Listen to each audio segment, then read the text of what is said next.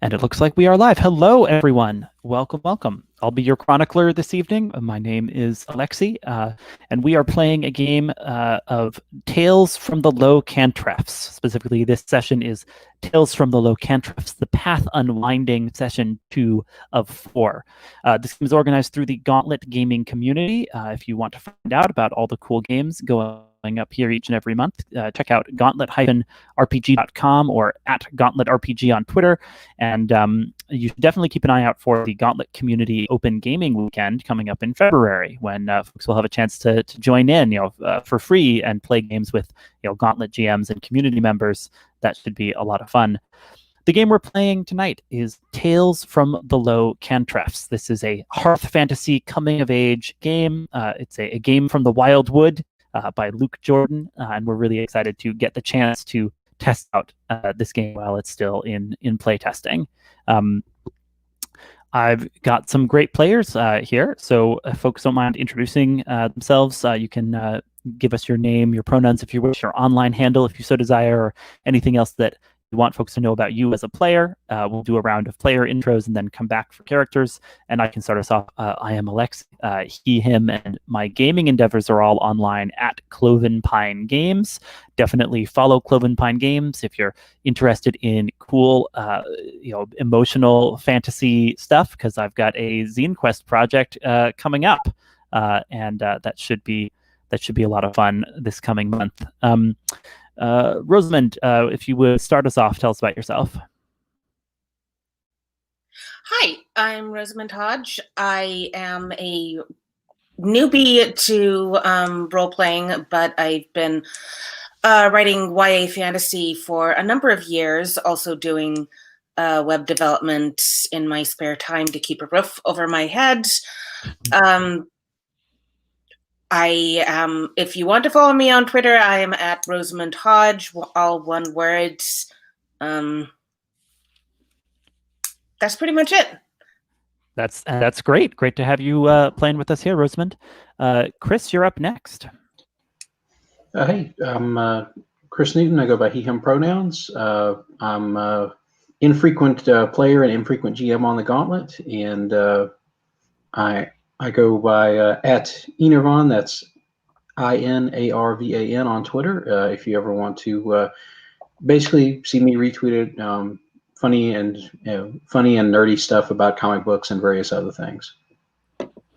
Very nice. Good to be playing with you, Chris. Next up, David, please tell us about yourself. Hi, yeah, my name is David. I use he, him pronouns. I suppose I'm like getting to the point where I could probably describe myself as a long time Gauntlet player and GM now. Been playing games of the Gauntlet for about 3 years now. Well, a bit over 3 years now. So yeah, I always had a lot of fun, and this game is definitely no exception to that. If you want to catch me on Twitter, you can find me at Chap of Steel, and yeah, that's me. Very good. Yeah, I think you can call yourself a veteran player. I think that's well earned at this point. Good to have you, Dan. Tell us about yourself. Hi, I'm Dan Pusel. I am a technical theater educator in North Texas. It's been a couple years that I've been on the Gauntlet fairly sporadically. If you want to look at young people doing improv on or in front of my work, my technical theater work, you can check out AC Troupe, the fancy spelling of Troupe, TROUPE, on Instagram. Very good. Well, we wouldn't have it. We wouldn't have any other spelling for Troupe, right? Got to go with the fancy one. Good to be playing with all of you. Let's now meet our characters once more. Actually, you know what? I'm gonna do a quick intro for the village, because the village is pretty important here. A character in its own right, you might say. We've created the village of Sindle, and that is the hometown of all of these characters. The village lies beyond a crumbling ruin, up on the high moors by a long lake and near a leaning tower. The worship of the great yew tree has been neglected in Sindle for mysterious reasons. People meet and gossip when they're at work out in the fields or when they're using the laundry posts. And let's see. Yes, the festivals that Sindle honors is the upcoming Festival of the Long Night, where there's a burning of sorceress effigies, and they're drinking, and this allows the town to ward off evil. And then there's just singing songs of the ancestors, which is less of a specific festival and more of a tradition that everyone observes. And a few attitudes that Sindle has: you must always honor the words of your elders. Outsiders can never truly be trusted, and asking for help is the act of a child. The nearest village is 2 or 3 days' journey to the north, and the decisions are made in Sindle by a council of merchants. So that's Sindle, our village. Now let's meet the young people of Sindle, our cast of main characters here. Rosamund, start us off. Tell us about your character. Just kind of, whatever you think are the most important things for us to remember about her. Okay, my character is named Luned. She is 16 years old, and mostly she is dealing with family drama in the aftermath of her older sister's death. And in our last session, she recruited her friends to help her go locate her troublemaking younger sister, who at the end of this last session just revealed that she thinks their dead older sister is not at peace. Yes, that's right. Your younger sister, Gwyn. How do you want to say that? I was trying to remember. Gwyn. Gwyn. Okay. Gwyn, the younger sister, had run off to this precarious, spooky tower, and you and your peers had to kind of track her down. And in the process, you encountered this strange beast, and you got trapped in the snow. And there's a whole ongoing adventure spinning out of that. Wonderful. Good to have Luned here. Chris, tell us about your character, if you would. Sure. I'll be playing Ruga. She's she/her pronouns. She is 14 years old, growing like a weed, a little bit of a troublemaker. Is currently semi-apprenticing for the village blacksmith when she can't find a way to not be apprenticing with the village blacksmith, which is probably going on this trek out to this deserted tower, which everybody agrees is a really terrible idea. But it was either that or she was going to be stuck sweeping after a day of blacksmith work in the smithy. So up until the last few minutes of our adventure last time, this was still a pretty good idea. Like it wasn't that bad. And then of course, it went much worse than sweeping up.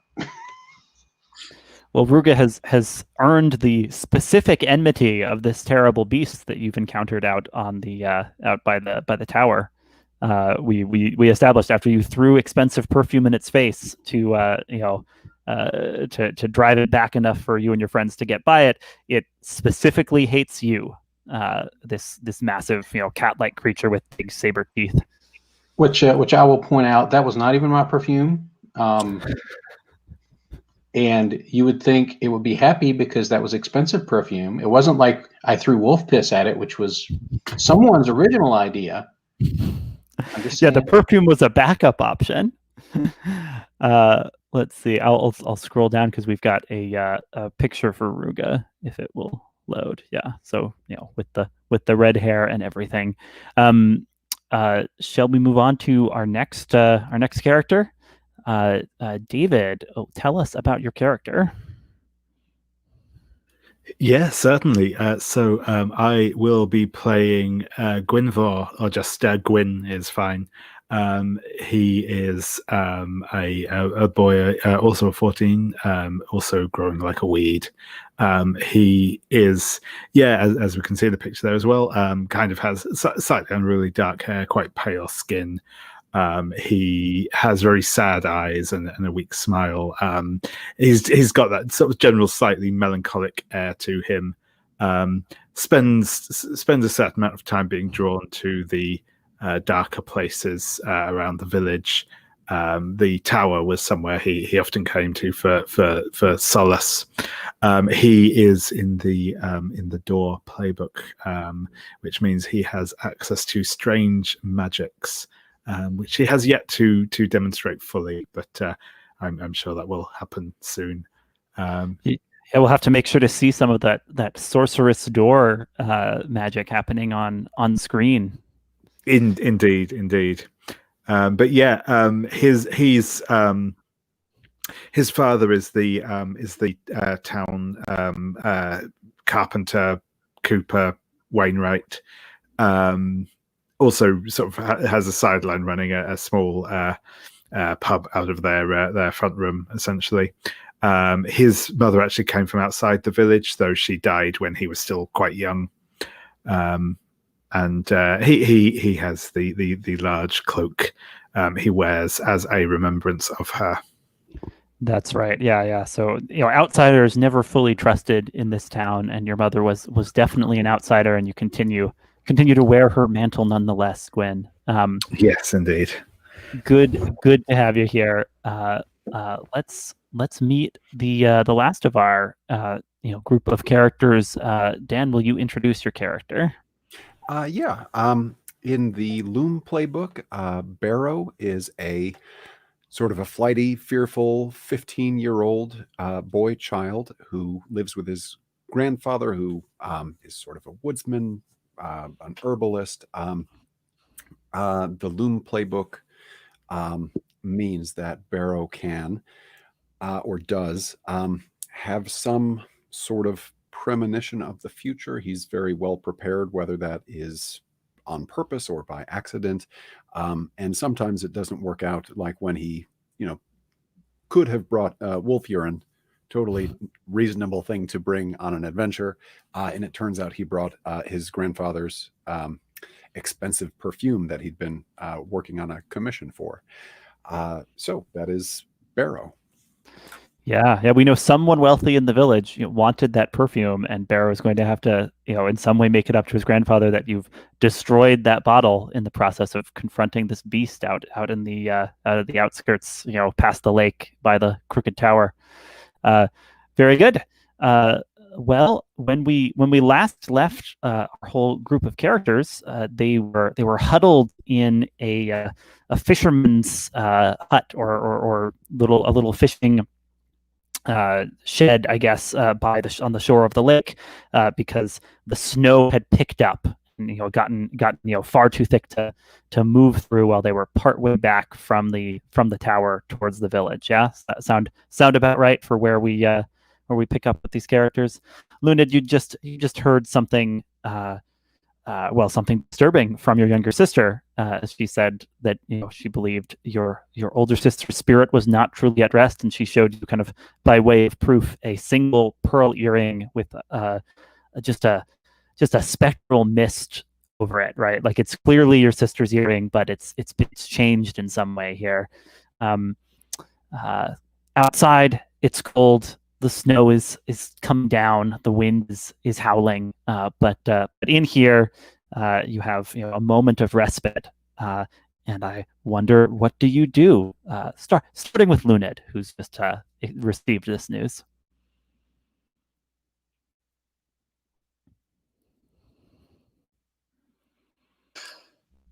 Sorry.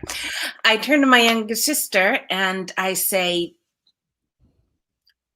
"What do you mean? How do you know this earring means she isn't as at rest? We buried her properly."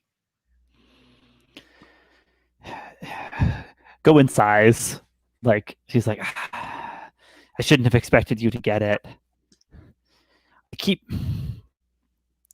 keep hearing her at night, and that wouldn't happen if she was truly at rest, would it?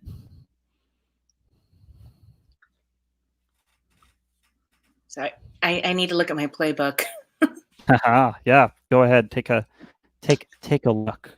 I feel like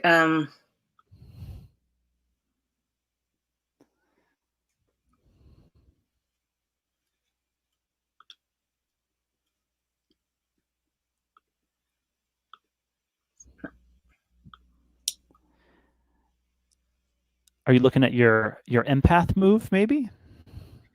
Uh,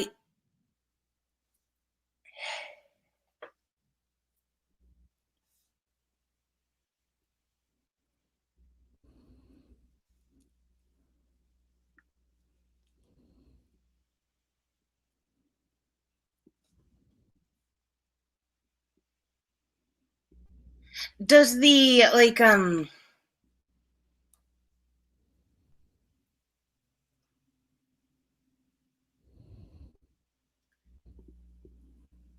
does the empath move well, so it's based around the question, like, are they telling the truth? I mean, does that cover only explicit lying, or whether somebody is like, you know, Mistaken? exaggerating? Yeah. Hmm. I guess mistakes are not a very empath thing. Yeah, I mean, the way it's worded, whenever you speak with someone alone and undisturbed, you can ask the chronicler, "Are they telling me the truth?" and get an honest answer. So it just gives you this power, right? Where you can turn to me and ask about the person you're talking to. And for NPCs, I'll just make the call. For PCs, I'll turn to them and say, "Yeah, well, are you telling the truth?" And then but it means no one can quite like put one over on you when you have the chance to speak in this way, right? So I think like totally make use of that power, and if the answer doesn't seem satisfying, you can drill down for more, right? Okay, well, is she telling the truth? Yes, you know your sister. Yeah. You know however truculent she might be, this is 100% sincere. I mean, if you want, you can tell me how, like, what would her tell be if she were lying, right? Because you've surely seen her be less than truthful with your mom, perhaps with you, but there's a an easy way you could tell if she were insincere, and that's not the case at the moment. Yeah, she always clasps her hands behind her back when she's lying and trying to pull one over somebody. Yeah, I think her hands are just like still at her sides, and she's like she's in a mood still, but you can tell she's not lying. Can I give my attention? Oh, interesting. When you give a fraught situation full attention. Yeah. So specifically, you're not trying to take her measure. You're giving your attention to the situation. Are you examining the earring, perhaps? Oh, or maybe I was focusing on fraught situation, but maybe take their measure would be more appropriate, because I'm trying to figure out if, like, has she really been hearing my sister's voice, or is she just, I'm trying to figure out if this is, really a spectral visitation, or if it's just like her unacknowledged grief coming back in her dreams since Yeah, that's a good question. I'm taking a moment.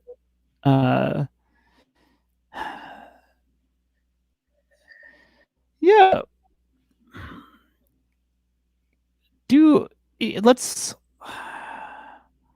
Let's call this "give your attention." I'm looking at the kind of questions for the two moves, and I think it might be "give your attention." And I'd be happy to have you make that roll. It's a roll plus caution, which is 0. So just a flat roll. Let's see what the dice say.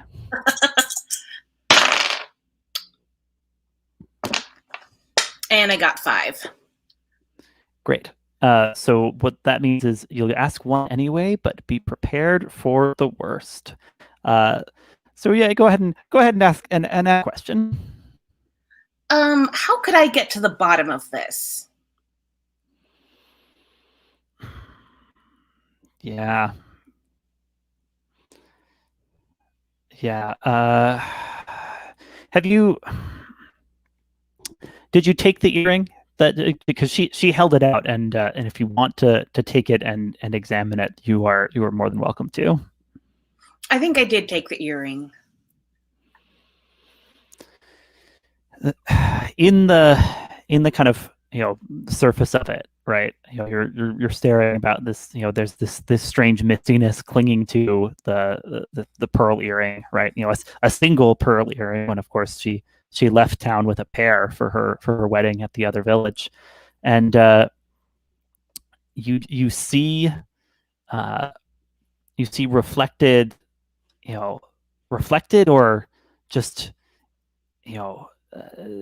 showing in the pearl what looks like a copse of yew trees, like you're staring at the pearl, at the mistiness, and for a moment or two you can see a grove of yew through the mist, as if it's impressed onto this pearl.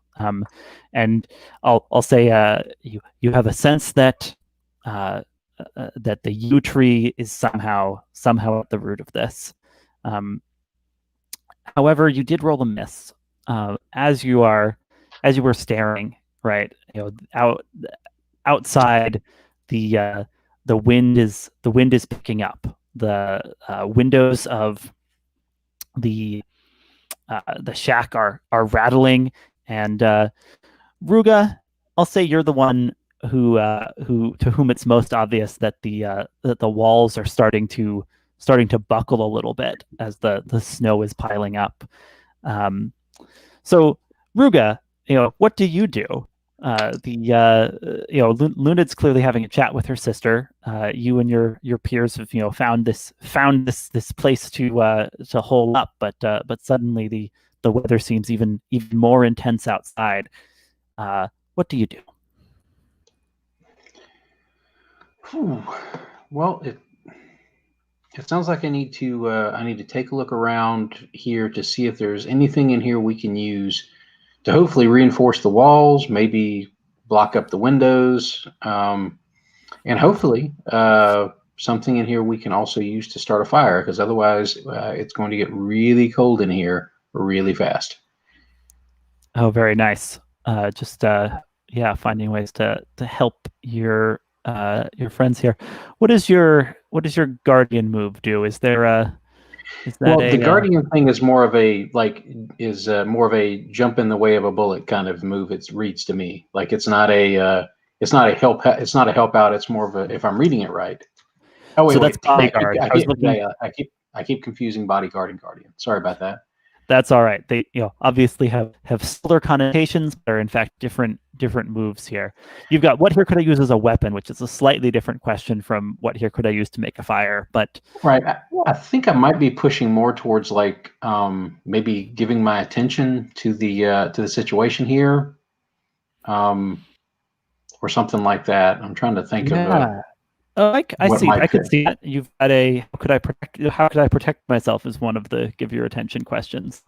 Yeah. So while Luned's giving her attention to the the spiritual side of the situation, Ruga, you are giving your attention to the very practical question of how can we stay warm and not completely caved in by snow here. Does that sound right? You're kind of bustling around, checking on what resources are available. Yeah, I think that's where we are. So now that would be a roll precaution for you. Yes, I'm not the most cautious. In fact, I am. Turn to your peers first, since there is that helping move. It looks like Luned is busy arguing with her sister about something. I think I'll turn to Gwyn and say, Gwyn, we need to start a fire and see if we can reinforce these walls with whatever we can find in here. Can you help me dig through all of this debris in here and see if we can figure out something we can use? Of course, I'll do what I can. And yeah, Gwyn will start kind of sorting through the random detritus and assisting in our efforts to find some wood or similar. Absolutely. Okay, now, all right. So how that move works is you say what support you want from them and ask if they're willing to give it. If they say yes, you may treat any miss on the move that follows as a 7 through 9 hit, and any 7 through 9 hit as a 10+. So you get this safety net, right? Like their help is going to keep you from rolling an abject miss, and if you roll a 7 through 9, you get the fuller result of a 10+. And then there's one more consequence, but we'll get to that in a minute. So firstly, let's roll. Give your attention, Ruga. That's a roll plus caution, which in your case is -1. So let's see how it goes. That will be a 5. So that gets bumped up to the 7 to 9 result, correct? That's correct. Yeah. So instead of a 5, you get to get a 7 through 9 result and ask 2 of the give your attention questions. Okay. Step 1, I think, is going to be how could I protect myself? Yeah, absolutely. And we'll say that the key there is you find kind of like socked away in the bottom of like a bench that opens up to a bench that opens up and there's stuff inside of it. You find socked away a little like flint and tinder kit, right? And it's perfect for making a fire. And you figure out how to grab like some of the oars in here that clearly belong to a boat that's moored outside. You figure out how to like prop the oars up against the the walls that are starting to buckle, just to give you a little more stability even as the snow beats down. But Gwyn, or actually, yeah, you know what? I'll have us resolve turn to your peers, and then you get one more question. Sound good? So for the other part of turn to your peers is during that move, the helper gets to choose one. Either you worry, upset, or outshine Ruga, and Ruga must mark where, or you become tired, shaken, or hurt, and you must mark where. Gwyn, what do you choose? Ruga's already not looking in a great way, so I think I am going to take the latter. I think maybe Gwyn heads back outside into the snow to fetch some logs from the little wood pile outside. It's damp and cold, but it will like with a bit of attention. But in doing so, he is sort of pulling, pushing through the snow with his bare hands, pulling out logs, and he comes back in, and his sort of fingers are pink and purple with the cold as he sort of brings in a few logs to light a fire. Oh, that's wonderful. So Gwyn, you are assisting, right? You are able to help, but you are taking some punishment for it, right? You're shaken and tired by your efforts. Go ahead and mark a wear. And I'll note that everyone has like between 1 and 3 wear, so you might want to take a look at the moves that clear wear. Given that if you wear yourself down enough, you can just die. It'll happen. One more question from Give Your Attention. Ruga, what else do you want to ask? I'm kind of torn between what here should I be afraid of and how could I get to the bottom of this? Like basically what's the most pressing of the issues we're confronting in basically keeping ourselves warm and relatively safe in this little fishing hut? Are you asking your asking for input from your fellow players? Yeah, I'm thinking like everybody might have some ideas as to what some issues might be. We already have heard the walls aren't put together to withstand this kind of weather. This is just basically a place for people to crash while they're fishing here during the summer, I think. So it's not blizzard proof by any stretch of the imagination. I think that's fair. Dan, Barrow, any input on what question we should get out of Give Your Attention? Since we can ask one more. Yeah, let me check that move out.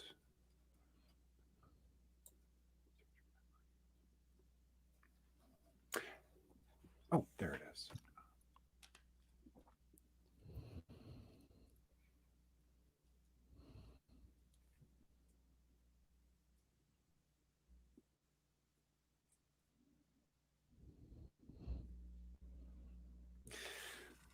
Ooh, I mean, we could identify who's the worst off by saying by asking who's in trouble,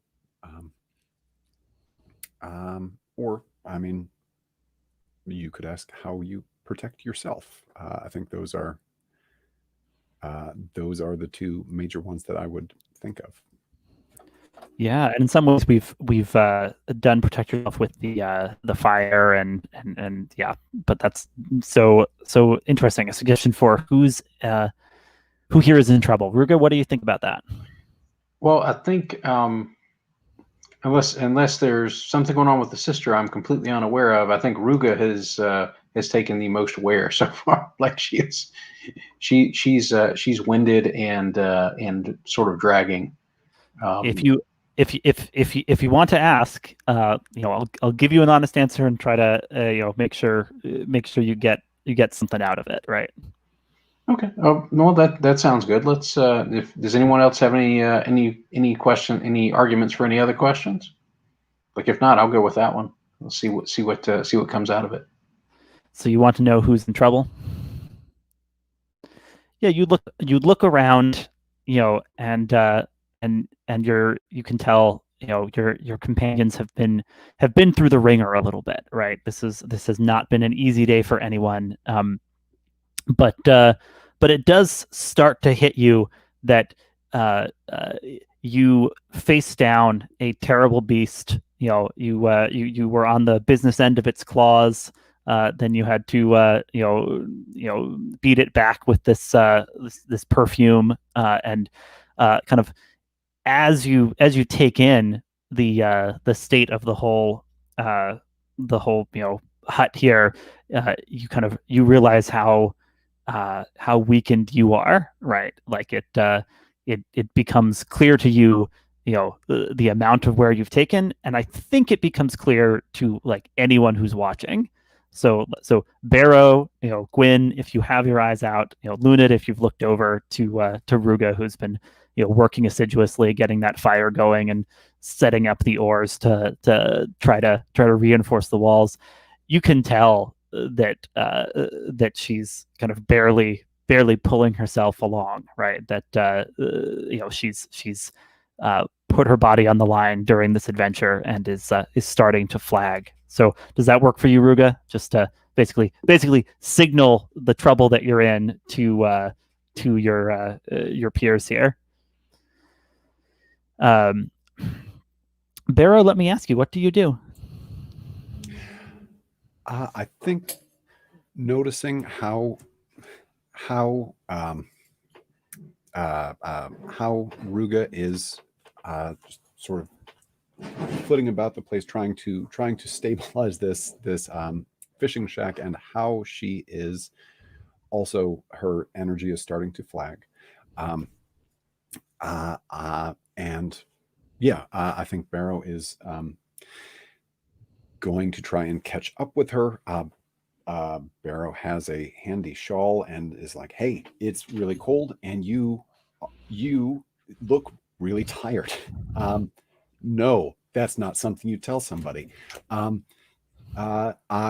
am really sorry that I made you throw perfume at a monster, and also I made you touch a dead deer. And I don't think I could have been able to do either of those things, and that's why I treasure our friendship. No, hang on. That makes you very utilitarian. I treasure our friendship for more than that, but also it is really nice having someone who is able to touch dead deers and throw perfume at monsters. Does it feel like this counts as opening up? Yeah.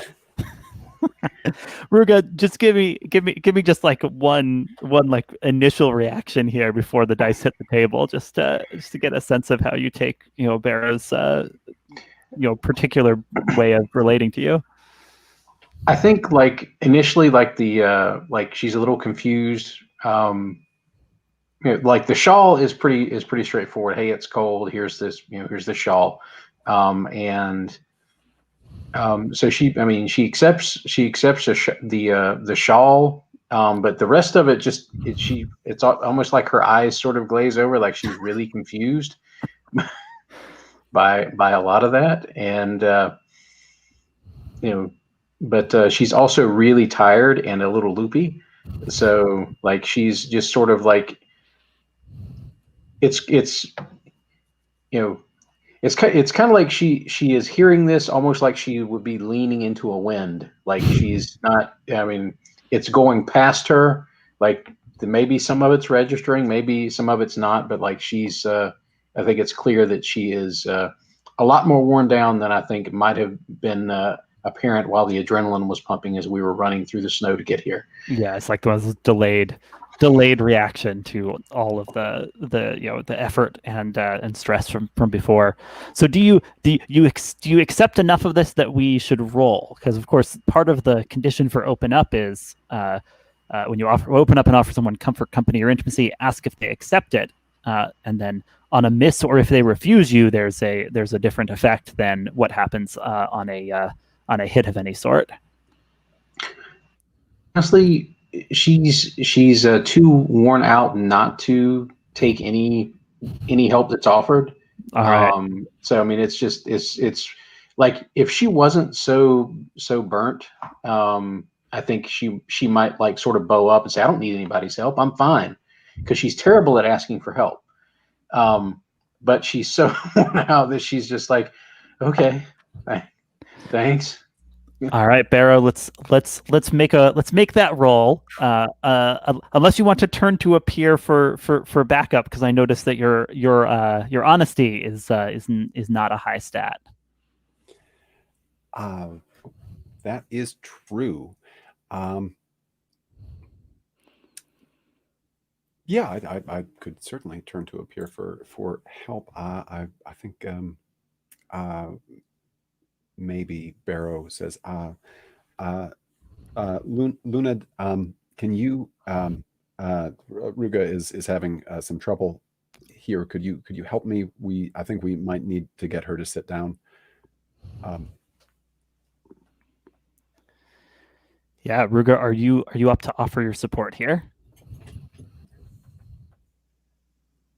Yes. Okay. I look up and hearing Barrow, and I notice how worn out Ruga is. So I instantly come over and say, "You look absolutely horrible. You need to sit down." Excellent assistance there. Let's make the roll.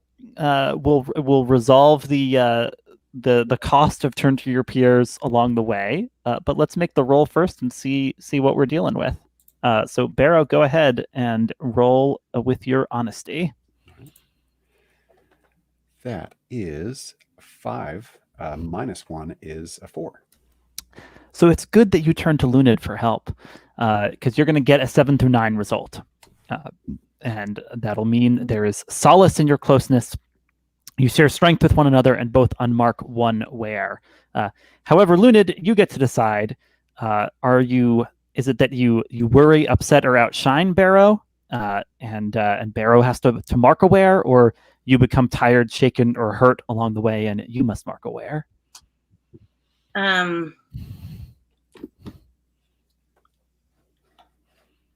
let me see.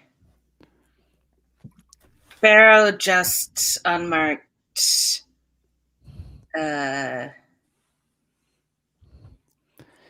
One.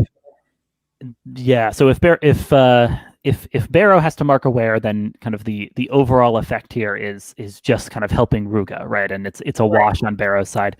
If you mark aware, then Barrow will be free of wear. You'll have one more, and Ruga will have gone down one. So it's kind of a redistribution of wear overall, with with always the benefit of Ruga being helped. But the question is who. Where does that other wear end up?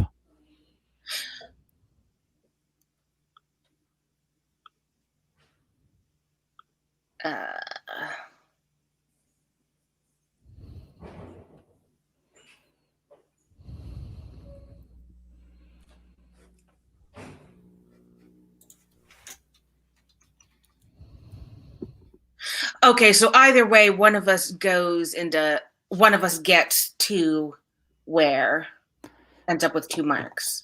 No, Barrow would just have one, right? Because Barrow had one going in, clears one thanks to the move, and then the question is, does Barrow mark one more because you've worried, upset, or outshone him, or do you mark one because you're tired, shaken, or hurt, in the process of helping out Barrow? Okay, well, in the interests of having as few people with 2 wear marks in the group as possible, I'm going to say that Gonna give it to Barrow.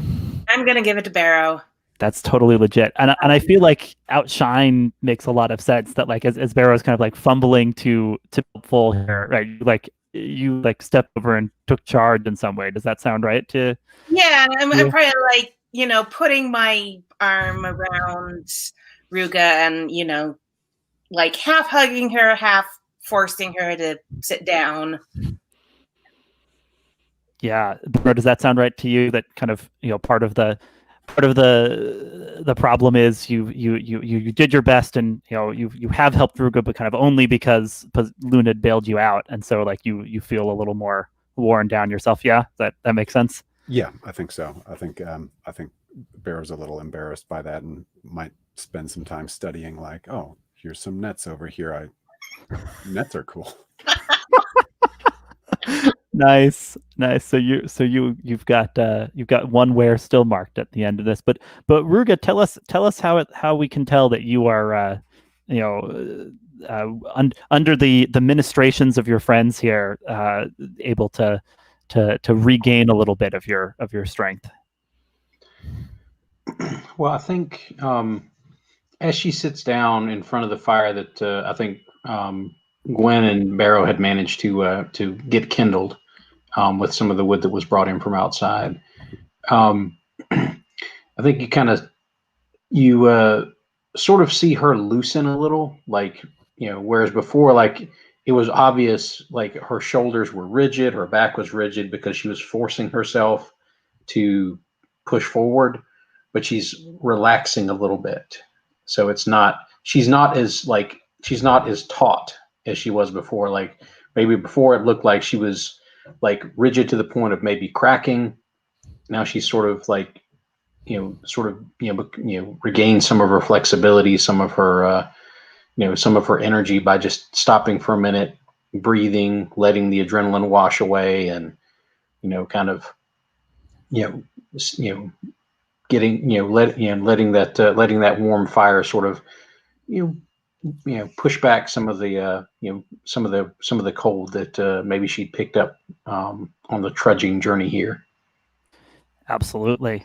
Yeah, that makes sense. Gwyn, while all this is going on, you notice that Gwyn keeps staring at you. Like whenever she thinks you're not looking, she is like staring intently at you, and then if you turn it all towards her, she's assiduously looking in a different direction. Yeah. In which case, I think I will do the counterpart for a little while, where whenever she looks away from me, she thinks I'm looking at her, I do look at her and try and work out what she's doing until she notices that I'm looking at her and looks back at me, and then I look away, so that, yeah. Are you taking her measure? I think I am. Yeah, I think I am.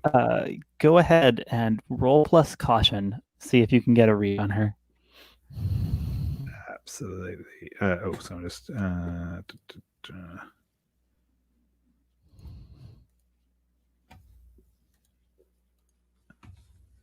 I had my earlier when I was in the wrong roll for your WhatsApp. Cool. So, that is. I will just double check what my actual stat is for this, but the dice came up as a 10. First natural 10 of the session, I believe. Yeah. That is with caution, which I think I at least don't have a penalty to. Yeah, that's right. So yeah, that is a 10. Excellent. On any hit, ask the player one question from below. On a 10 plus hit, you may ask a follow-up question. So you get one of these questions, and then you can follow it up. What do you want to know, Gwyn? I think it's got to be that first one there, because that is the most pressing thing, which is, are they interested in me, and if so, why? Yeah, you get the sense this is, you get the sense she's staring absolutely out of interest, and as if she knows something too, right? Like you've tried to keep your kind of strange abilities a bit of a secret, I believe. You get the sense that she knows you have something, beyond what normal people have, right? Awesome. And I think my follow-up question is going to be, do I think that she has like tapped into this power as well, or is it just that she has recognized something in me? Oh, fascinating. Do you see something in her as well? I think you can tell that she's perceptive, and perhaps particularly perceptive to the supernatural. And so whether that means she has power or just is good at finding it, perhaps that's still to be learned. But you can tell that much from her expression, from something undefinable in her eyes here. Does that work for you? Yeah, no, that's cool. That's great. What do you do? I think for the moment, Gwynfor is going to take advantage of the fact that it's very cold in here and it's actually useful. Pull the cloak around himself a bit more, pull the hood like properly down over his face. Nice, just to be less visible. Yeah. Kind of hiding yourself a bit there. Yeah, absolutely. Well, it could be that it makes sense to just try and wait out the storm here. So let's do a little waiting out the storm montage. How do we see, let's say you guys end up having to sleep in this hut, right? And not make your way back to the village till morning, when you'll have the benefit of light, and perhaps the storm will have passed. How do we see you make yourself comfortable to make it through the night? Luned, you first. Well, I keep sitting by Ruga, and then I ask Gwyn to come over and sit by us. so that we can share warmth with each other. Yeah, absolutely. She will come and sit with you. Uh, she'll do that. You might notice her occasionally staring at Gwyn as well at that point, but you can decide what, if anything, you make of that. Ruga, are you ready to rely on Luned and go in and get a little bit of rest this night? Yeah, I think she's sort of like settled in. So she just sort of she sort of accepts it. It's more like sort of just letting it happen rather than sort of being like into it, because she's like, her impulse would be to, like, her normal impulse, if she wasn't so worn out, would be to kind of shrug out and go around and do things. But she's just too tired. She's her body has decided she needs rest, and it's basically sticking her there until she's rested. She's not so much of the touchy-feely type, so she wouldn't necessarily seek out this closeness and warmth. But since it's sort of coalesced around her, she'll take it. Sure. Gwyn, you've pulled your cloak around you. Is that kind of how you'll rest, or do we see anything else as the night stretches out? Yeah, I think that yeah, kind of yeah. Gwyn like cocoons himself in this like overlarge cloak, and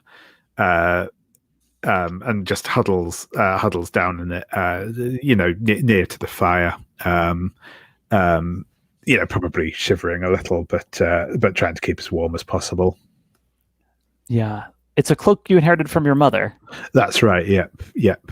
So I think as you drift off to sleep, there's just a very distant sound, like a lullaby you once heard. Nice, and yeah, and I think Gwyn takes some comfort in that as he sort of drifts off into sleep. Barrow, last but not least, how do you get cozy or comfortable to whatever degree you can in this snowbound cabin? I think that Barrow has had a seat looking into the fire. I think probably on the ground back against like a bench, and has taken one of these nets that they've found and is just sort of meditatively like passing the loops through their hands, almost like they're counting. And this just keeps going slowly and slowly, like the counting slows down, and Barrow sort of nods forward and falls asleep in a really uncomfortable position. That's great. Let's take our break. Take a break here, and be back in about 10 minutes. 25 past the hour, and we'll see probably the return to the village when morning comes and the storm has passed. We'll see what comes about for these characters making their way back home. But for now, we'll take a short break. See you all soon.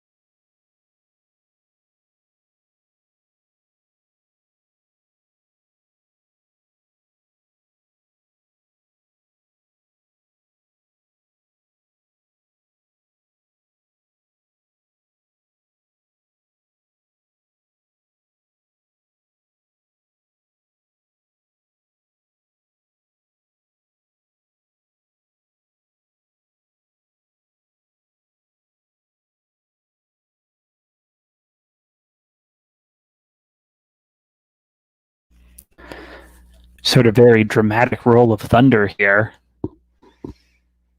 So you'll be, I guess, be aware if my power goes out, it could be storm related. But returning to our characters, I think in the morning it's much nicer.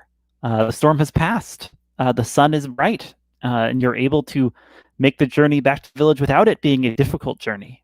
The snow that had seemed so threatening and overwhelming the night before is now kind of white and fluffy, spreading in all directions. And Barrow, you spot a cardinal and a blue jay, bright and vivid against the white parchment of snow. As the five of you, counting Gwyn, are able to make the return trek to the village of Sindle, and we'll and I guess just Gwyn, what's one thing you see along the way that speaks to the upcoming festival of the Long Night festivities? Yeah, I think the actual like effigies themselves haven't been put up yet, but there are some like big hammered stakes into the ground, sort of around the periphery of the village where the effigies will be sort of mounted on them before being set alight. That's great. Ruga, what's one other sign of the upcoming festivities that you spot kind of on the way into the village? I think the part of the long night involves a lot of collective noise making, and so as you come in, folks have hung up all of these little sort of chimes that can be rung by people who are walking past, and also they sort of are active in the wind too. So when there's a breeze up, you'd see some of those. But since you had that huge blizzard last night, a lot of those have blown down. So we see folks as we're coming in to the village, sort of like trying to find the little chimes that have blown off and hanging them back up, that sort of thing. Yeah. So someone's like hanging up the chimes and like spots you coming and like lets out a call like hello, they're back. And then like takes off running, into the village to share that you've returned, I suppose. What do you do? Where would you head upon reaching the village again? I think Ruga grimaces like, oh damn it.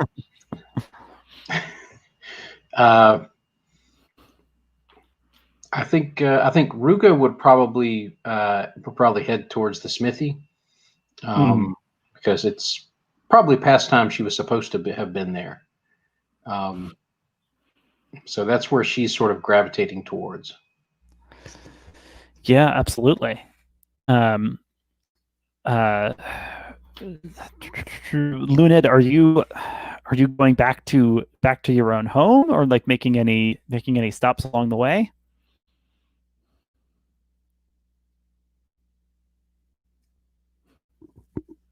So I have a question. So Barrow has that like learning. He has the best learning in the group, and do I know that he knows a lot about like superstition and stuff? Yeah, absolutely. You've seen Barrow invoke superstition, and even got a sense of where the beast was hiding when he used that superstition with the deer's fur last time. Okay, so I have Gwyn's. I have a really firm grip on her because I don't want her to run off again, and I know that we need to go right back to my family's house and tell my parents that we're alive, and then I'll have to do my best to smooth everything over with everyone. But first, I turn to Barrow and I ask him, do you know anything about the yew tree? Didn't we? Don't they say we used to worship that one too? Um. Why do you bring that up?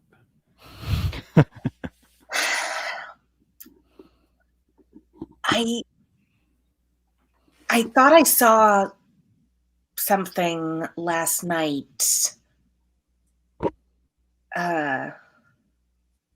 Was it the big cat? Because that scared me. No, it was Gwyn gave me this earring, and I'm gonna pull it out, I guess. And it was my sister's.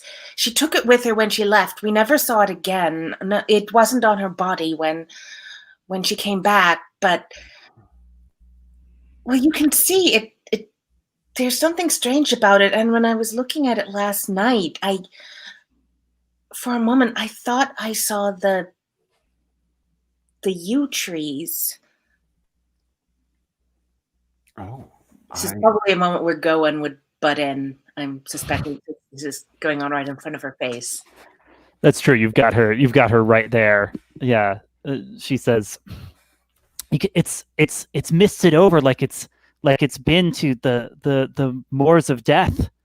I don't think Rosalind's soul is at peace. I keep hearing her."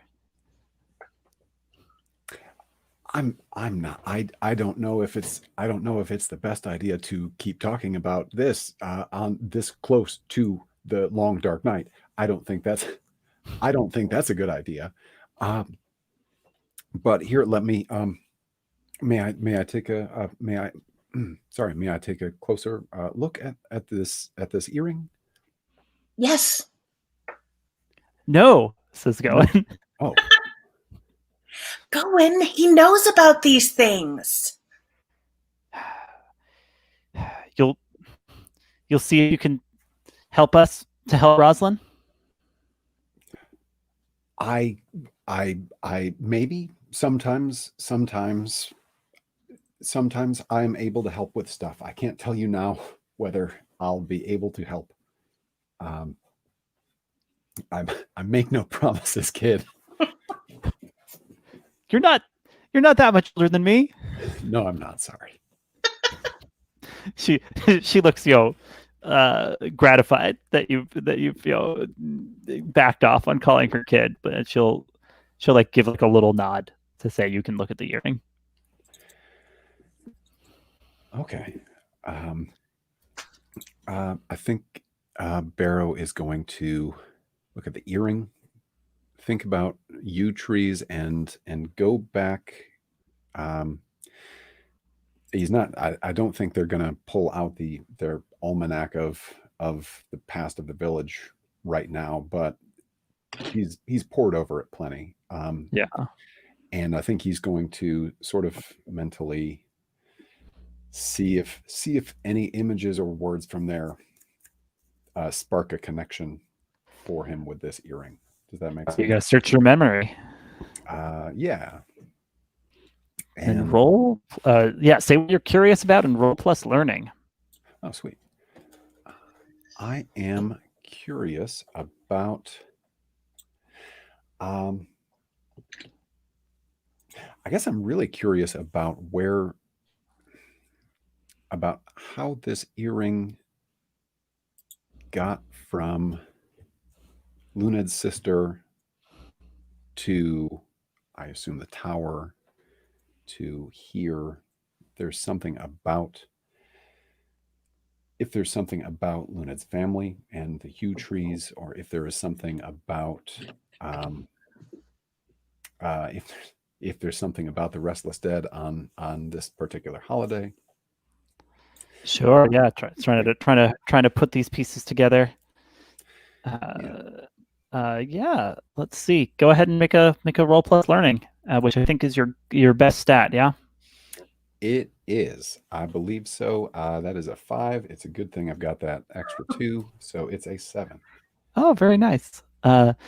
Yeah, on a hit, the GM will tell you what you know, what you suspect, and what you never learned. They may invite you to ask a follow-up question, but needn't answer.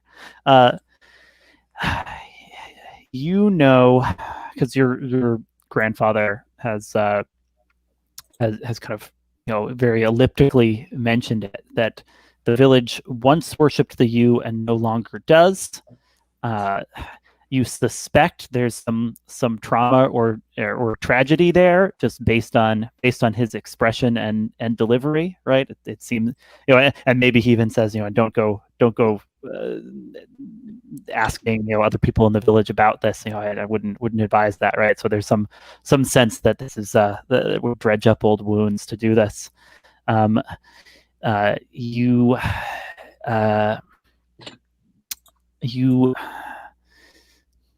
You never learned why that ceased, but I'll say you have a suspicion that the death of the previous occupant of that crooked tower could be connected to this, which in like a roundabout way could give you some like sense of like, okay, the tower is somehow a site of significance, if not wholly to the U, at least like of interest to the U, if what happened there is what led to the worship of the U ending in this village. Does that well, actually, let me ask, do you have a follow-up question?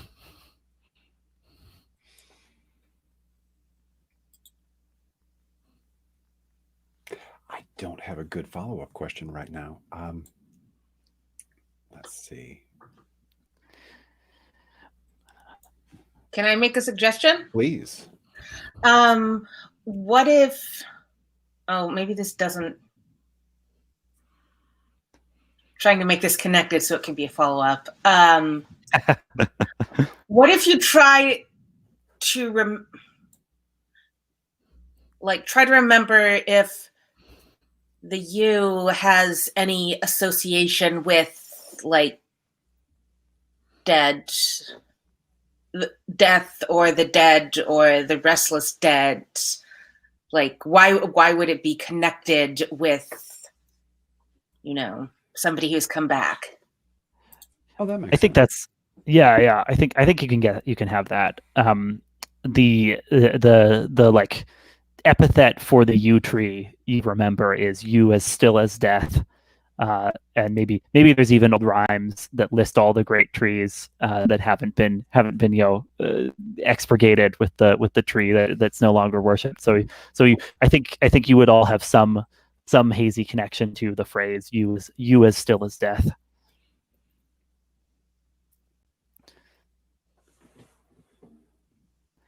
What do you say to Luned and Gwyn as you're organizing your memories here, Barrow?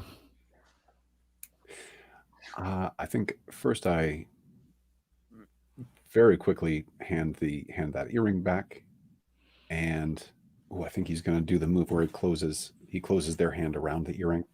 Not he doesn't. Hang on. I think he closes Luned's hand around the earring, and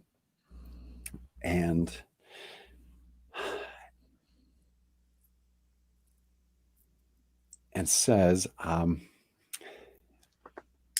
think there's something not. Oh, I think there is something not quite done about your sister. There's something about the tower and the witch in the tower.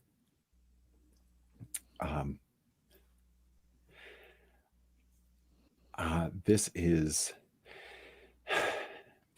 I definitely don't want to go back there, but it might be necessary, and this may be exactly the time of year for it. I might need to have a very specific talk with my grandfather about this.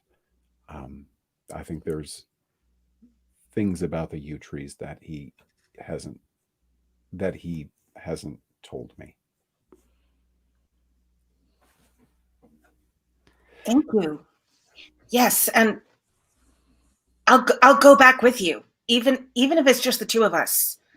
If there's something wrong with my sister, I have to find out. Hey, you're not going to leave me behind, all right? And go, and it's like, nudging you hard in the ribs, Luned.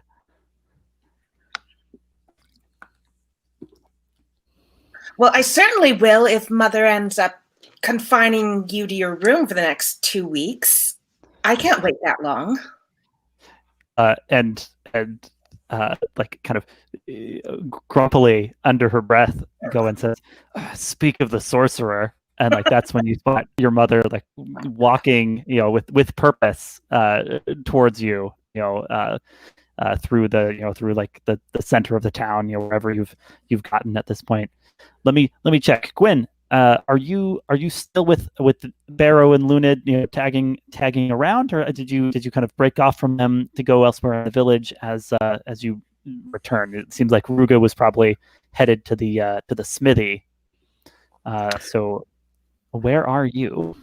I think maybe Gwyn has been like hanging back a little bit, but maybe trying to eavesdrop a little on this conversation.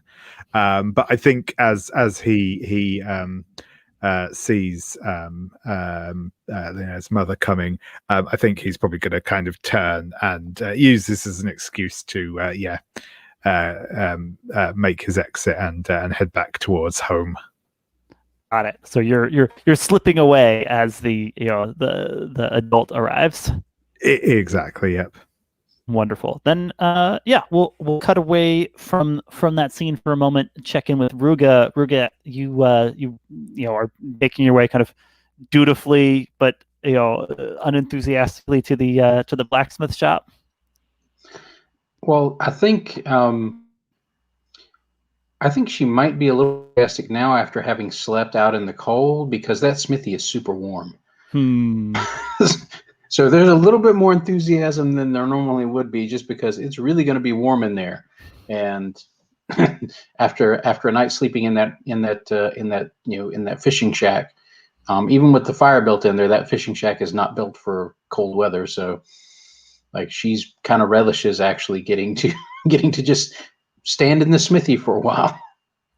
Yeah, absolutely. So you make your way back there. It's it's hot as always. There's hammering as always, and Corin the blacksmith like looks up kind of momentarily from the anvil to see you're there, and kind of gives you like a grunt of greeting, and then finishes ending this horseshoe into shape before he wipes his brow and says, "So you decided to come back?" Kind of got stuck in the blizzard on our way back last night, so it was we had to wait until it blew over, and by the time we just decided to wait until morning. I knew it was probably something like that. You really have people here all up in a tizzy. They sent out a search party and everything, but I guess there'll be nothing for them to find out there, and they'll make their way back. Well, no, we did meet up with some kind of some sort of big animal that tried to chase us. We managed to bigger than that. Bear? I don't think it was a bear. It made like, I'm trying to think of a way she might be able to describe it, like for a frame of reference. Like it didn't sound or move like a bear, but it was close to that same size. It had like claws, it had like cat claws. Like I don't think she got a close enough look at it, like in the light. I think basically we ran it off with the perfume to the face. I think she just saw its kind of claws clawing through the, clawing through the opening. One other thing you saw was big saber teeth. Oh yeah, and it just had these huge teeth, like way bigger than any teeth should be. Now you're telling tall tales, Ruga. A I beast like really that. wish I really wish I were. That thing was scary. Like apparently it really doesn't like perfume because or a strong, maybe it was just strong smell, I don't know, but it had killed a deer out by the old tower, and we kind of, and then I guess it caught wind of us, and it was bad. And Hold on. He points a beefy finger at you. I said I believed you about the blizzard. You don't need to spin tales of some monster out of the old runic inscriptions come back to the land of the living. I think she she sort of bows up a little. She's growing like a weed, but Corin's like a big dude. Oh, yeah.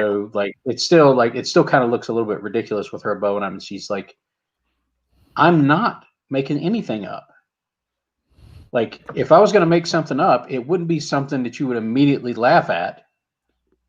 I am telling you what happened.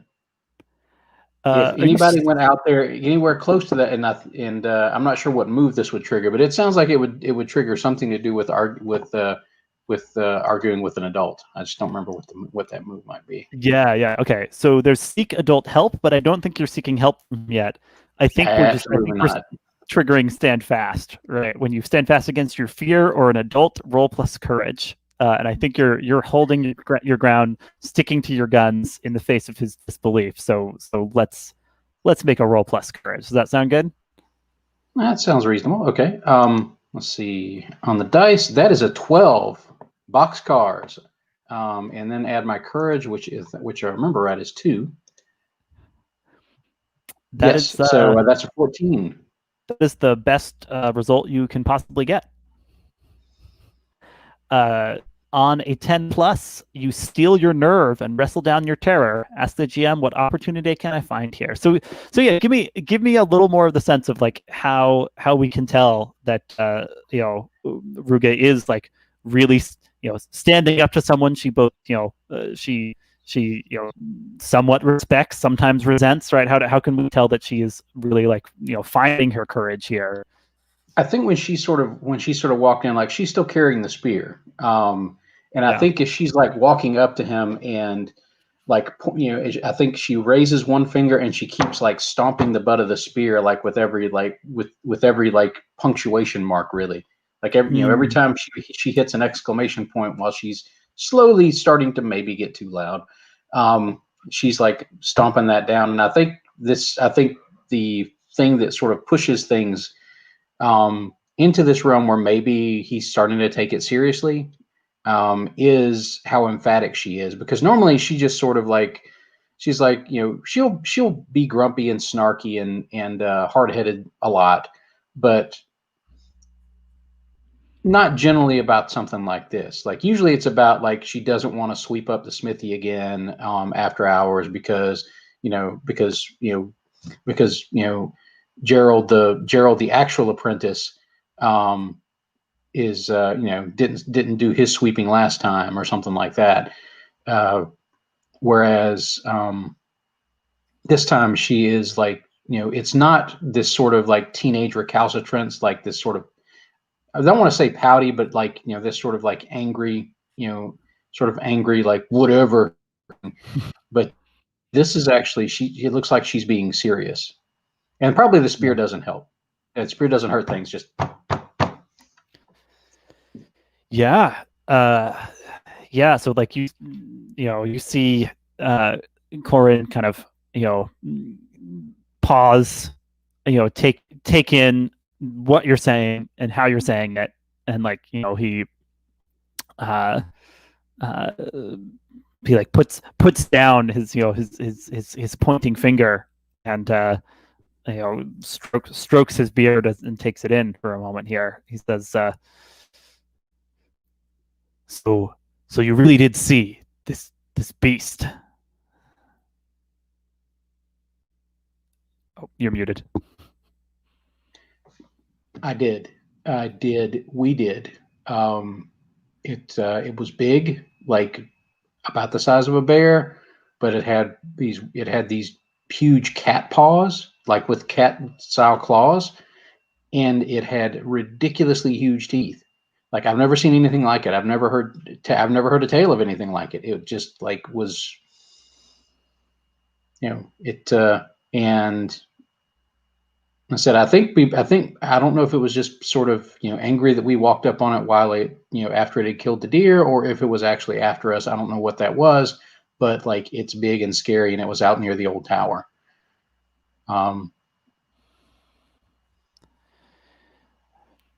Yeah, and so he goes over to the one of the fireplaces in this room and like reaches up above it and like takes down kind of this massive old axe, right, that like is hung up above the fireplace, and he says, if this thing is really out there, then the search party is in trouble. Your mother, Ruga, she went out with them to try and find you. Damn it. They're not back yet? They're still looking for you, I suppose. And I think as miserable as it now makes her to leave the nice warmth of the smithy, like you see her basically turn on her heel and stomp back towards the door. He says, "Wait, Ruga." She looks back. I'll come with you. We can try to find everyone able-bodied in town. There's strength in numbers. And I think she kind of likes the idea. Like she knows probably that's smart, but I think her dander is up now. And she says, "Fine, get everybody. I'll try and round up people too." She's really not. She's just really trying to get him out of the way. Do you want to ask what opportunity can I find here? Indeed. So, what kind of opportunity can I find here? What are you most interested in? Like, what sort of opportunity you're looking for? I'm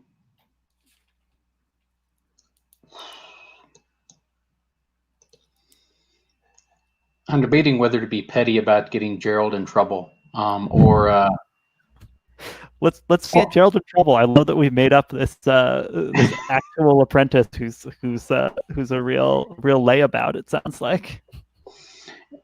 Yeah, I think that's maybe why he ended up taking Ruga on as sort of like a backup.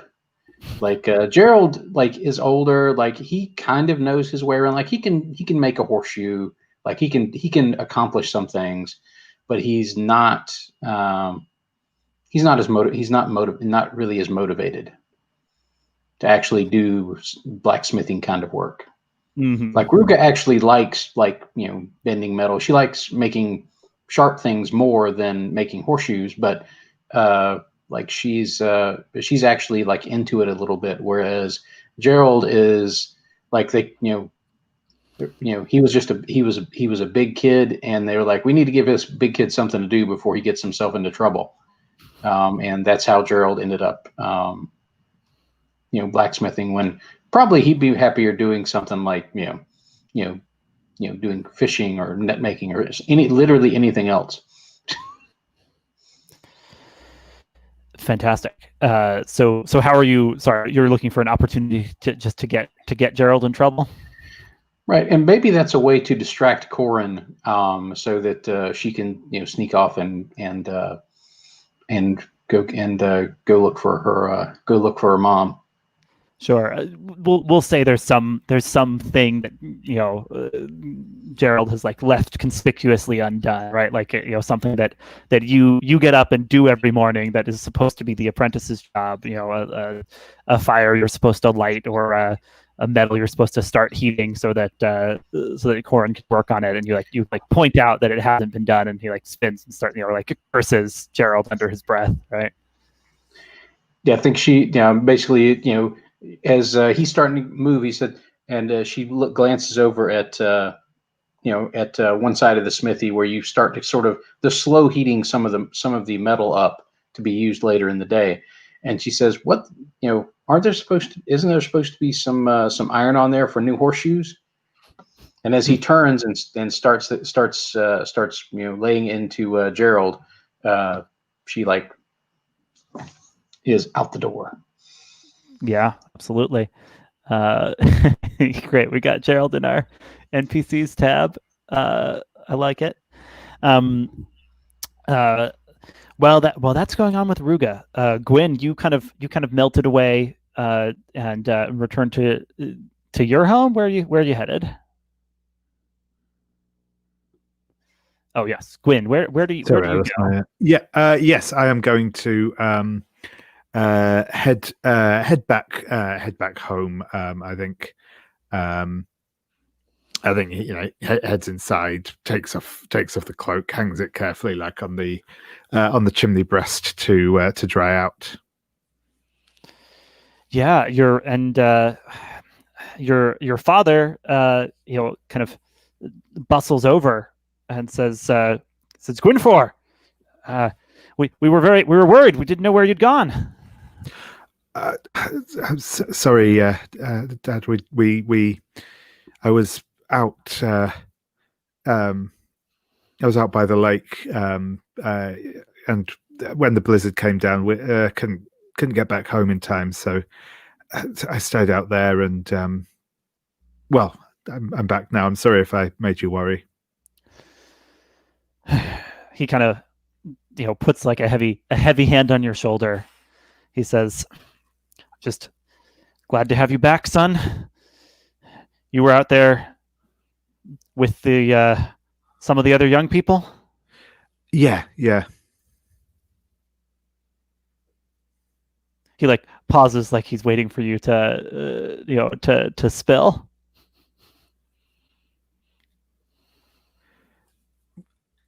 We just went out.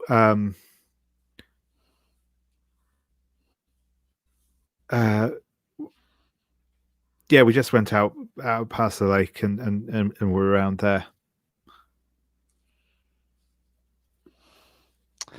Are you kind of deliberately trying not to share too much here? I think so. Yeah, I think so. Do you? Yeah. I mean, your dad, loves you, doesn't always understand you. Would that be fair to say? Yeah, I think so. I might ask you to stand fast. Yeah, that sounds fair. Is he kind of looks at you searchingly. He's he can tell when it doesn't sound like you're sharing everything. Go ahead and roll plus courage. That is a total of 3. All right. On a miss, your traitor heart pounds like panicked thunder in your ears. Choose what you lose, then be prepared for the worst. So you can take a look at this 7 to 9 list of things you might lose, or tell me something else you think Gwyn loses in this moment. I think it's probably his composure. As he says, we were out at the old tower.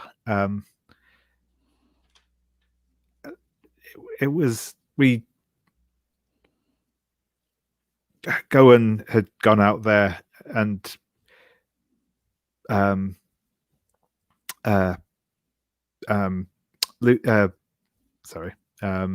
Luned was worried, and so we went out there to find her, and that's where we were.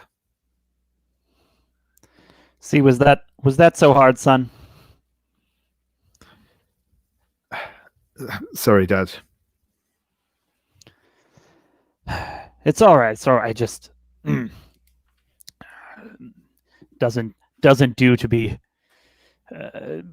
keeping secrets, skulking around. Your mother would want you to do everything you can to fit in here. You know that, right? I try my best. Gwyn, one of your powers as the door is you instantly feel if anything dies near you. What does it feel like when you feel a death? Not terribly far from the village, but like in more in the vicinity than in the village itself. Yeah, I think it feels a bit. I think there's maybe almost like a bit of that sense of almost like a sense of vertigo. It's like a kind of like a sudden almost like what's called like depressurizing, like you get in a plane or something like that, just something like sucked out. Yeah, absolutely. You feel that wash over you. Do you need to to sit down? Like how do you that? I think that he goes pale and kind of slumps into a chair. It's all right. No, Gwyn, I'm sorry. I was just trying to be helpful. You don't need to be so sensitive, all right? It's okay. I was just I'm coming down with a cold or something. I probably shouldn't have spent the night out there. Let me get you something warm to drink. And he goes to warm something up for you. You good with that, or do you want to do something else before we check in on another scene? No, that's probably okay. I think that Gwyn probably is going to try and sneak out at some point to see what's up, but no, I'm good there for the moment. Yeah, absolutely. Luned, Barrow, you see, one of the most prominent people of the village, in Pendry, Luned's mother, who used to be the most influential member of the Merchant Council, and still walks with authority. She's approaching you too. She says, "Luned, go in. You had everyone very worried. There was a search party sent out and everything. Thank the trees you're back, but what on earth brought you so far out of the village?" Well, the first thing I do is unobtrusively shove the earring into my pocket because I don't want my mother asking questions and trying to seize hold of it. And then kind of edge in front of Gwyn a little and I say, "I'm so sorry, Mother. Gwyn just went out for a little bit of a walk and got farther than she meant to, and then I went after her to find her with my friends, but then there was that blizzard last night, so we had to hide in a little hut. We couldn't have gotten back before this morning. I'm so sorry. It won't happen again." Remind me, is there the bell is the playbook that has these kind of talking powers? Is there one of these that triggers here? Or do we think we're maybe looking at a basic move for how do you do it, slightly obfuscating things to your mother, right? All right, let me see. Empath. No.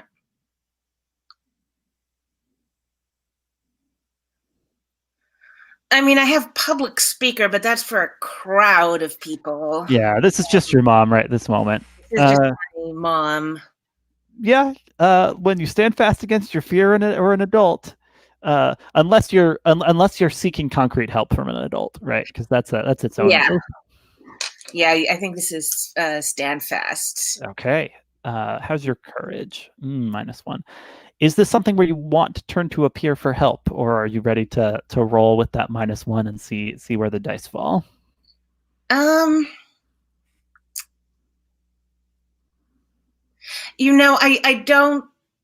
don't think I would, because I think I've grown up with a very strong feeling that, you don't want to involve like even your friends in your family arguments. And Yeah, and asking for help is the act of a child. That's true. right. All right, so you're kind of stepping in front of Gwyn and just trying to smooth things over. Go ahead and roll plus courage.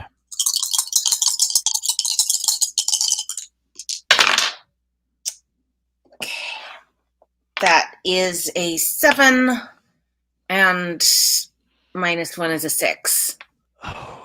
So. Heartbreaking. On a miss, your traitor heart pounds like panicked thunder in your ears.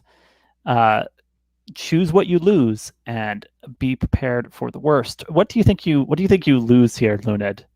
You can take a look at the list or come up with something else that seems appropriate. Let's see. Respect, footing, composure, and important item nutrients. I think respect. I think this is maybe like the last straw after all the times I've been recently getting between my mother and Gwyn. Yeah, right, because you've been trying to be like the peacemaker between them. She says, what's like, does she have like a particularly devastating expression, like a really eloquently arched eyebrow or something? Yeah, I think that sounds right. She gives you the eyebrow. She says, Luned, I know you want to help, but sometimes your sister needs to take responsibility for her own decisions. Go in, come out, and just gestures for you to step aside and for Gwyn to come forward, and Gwyn takes like the most exaggeratedly slow step forward, as Inna says, "You've left me and your father in a very difficult position with all of this running amok and running off, and you're dragging your sister into it too now. We're going to have words, and adjustment of privileges will be forthcoming. Let's go home." And then as she's turning on her heel, she spots Barrow and she says, "Oh, Barrow, if you would let your grandfather know, we'll need the perfume today. The delegation is arriving, and we want to make sure that we have an appropriate gift for them." Yes, Mrs. Pendry, I will let him know. And then she's gonna give like a commanding gesture for Luned and Gwyn to go along with her. Luned, what do you do?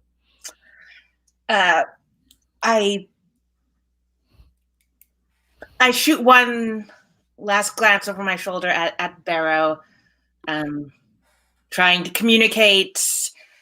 Please ask your grandfather about this stuff. Also, I'm so sorry about the perfume. And then I dispiritedly trudge after my mother. Yeah, absolutely. Barrow, what do you do as you see Luned and Gwyn heading into presumably kind of further censure from adults?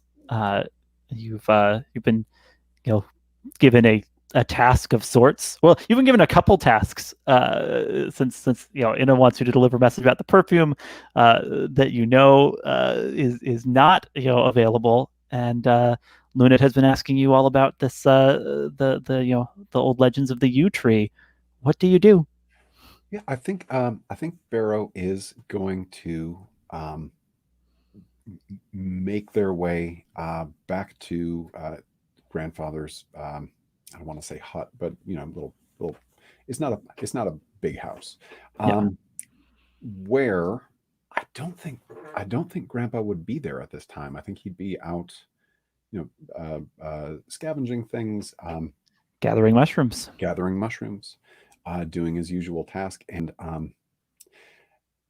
if you'll allow me to paint a scene a little bit, I think there might be a note on the table that says like there's bacon still on the stove. Mm-hmm. Like,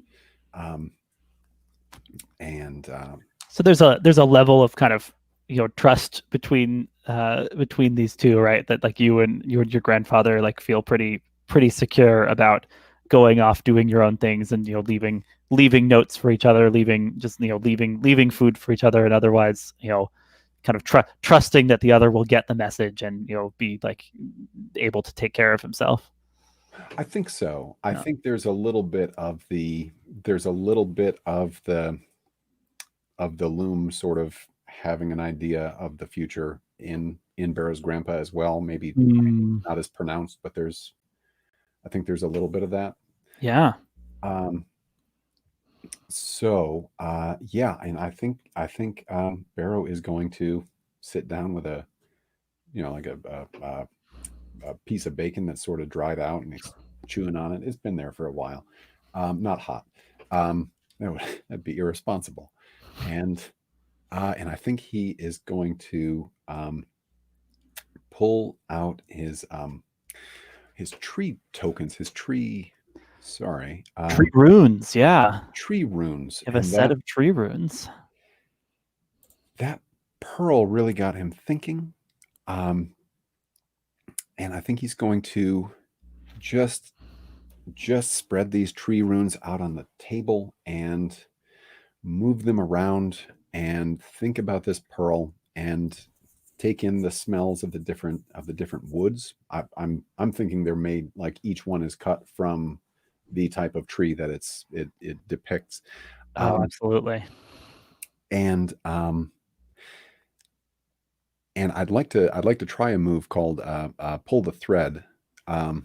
When you turn your gaze to the ungiven future, roll plus learning, and there's a pick list of questions. I think that makes sense. Yeah, you've got the tree runes in front of you. Willow and alder and oak.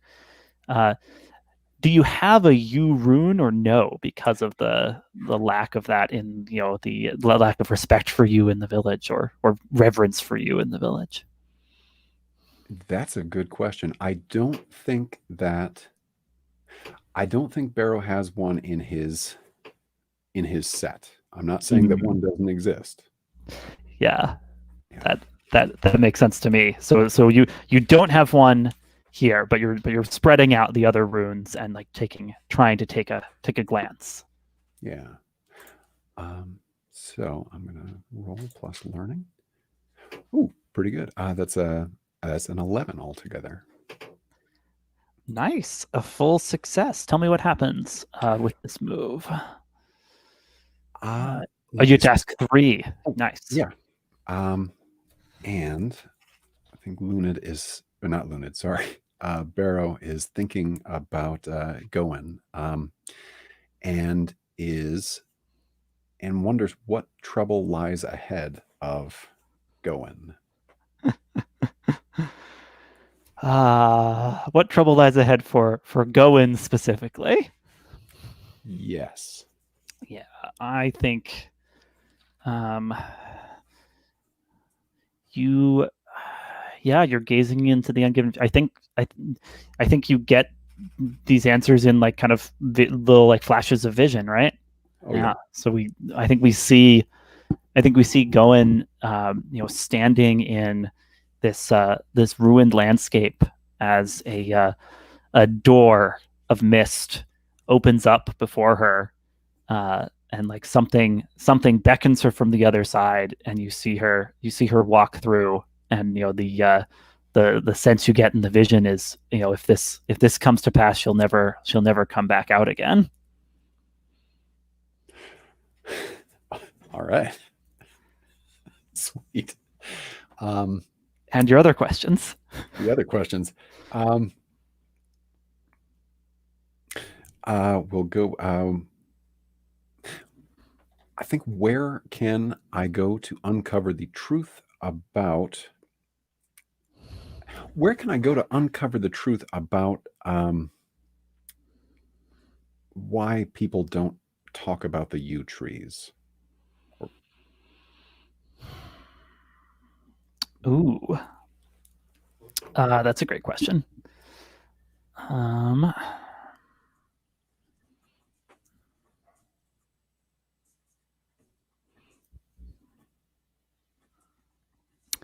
I think the answer you get, kind of swimming into view in front of you, is the old ruins to the north of the village, and you see something you've never really noticed before, a place where there is a single yew tree growing out of part of these tumbled stone ruins.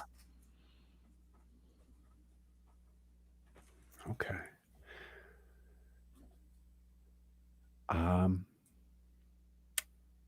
And then taking in the context of this ruined landscape that he saw Gwyn standing in, where did it go? Where should I be to stop what's coming? These are good questions. Where should you be to stop what's coming?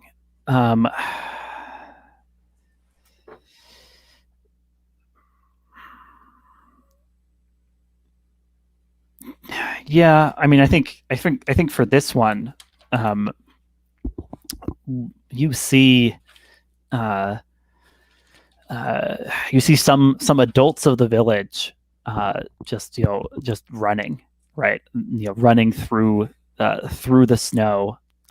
One of them's clearly injured, because there's a trail of blood, kind of marking the snow, and they're by the banks of the lake, and Ruga's mother, Dirid, is in the lead, and you see, kind of as the vision is starting to fade, you see the beast, with its angry eyes and its long saber teeth, leaping from a rock formation right at Dirid, and you have to warn the search party that's still out there in order to stop tragedy from unfolding. Does that work for you? That works. Yeah. Excellent. Let's take a second little break. Let's be back in 10 at past, just to wrap things up for tonight, get us to a nice good stopping point for this evening. So take 10 and see you guys back here.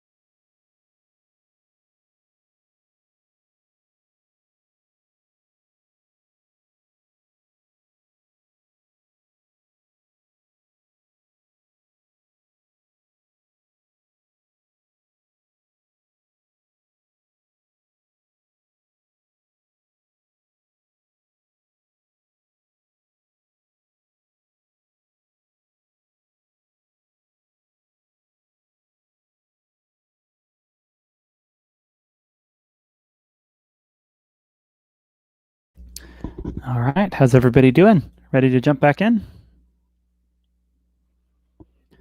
I see thumbs up. Ruga, let me turn to you. You went kind of, you moved with some resolve out of the blacksmithery, holding your spear.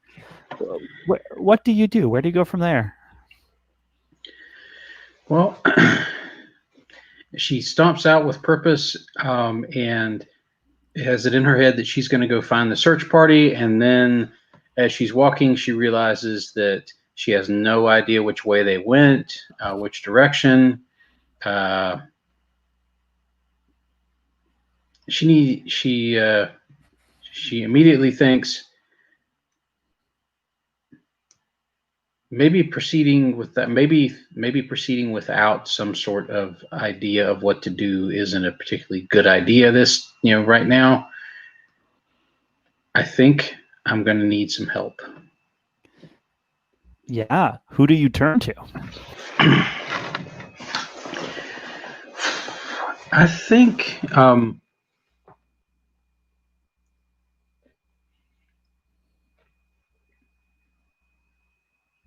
she's gonna. I think she's going to go try and find. I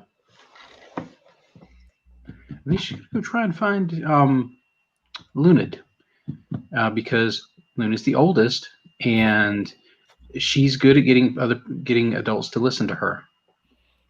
That's true. Luned, you got kind of marched back to your house, but of course your house is prominent and in the center of the village, so it wouldn't be too hard for Ruga to find you there, I think. Is this the thing where like Ruga, you're like hanging around the back and like throwing pebbles at her window or something? Like what's the play here? Well, she's definitely not going to like knock on the front door and like talk to her mom. Like, no, that's craziness. That makes way too much sense. So I think what she's going to do is try to find where Luned's window is, and is going to try and climb up and knock. She doesn't want to throw a rock because she's scared she'll break something, because like she's stronger than she knows, and she is worried. She doesn't want to break stuff. So, Luned, what is your room and the window looking out from it kind of look like? Paint the scene a little here.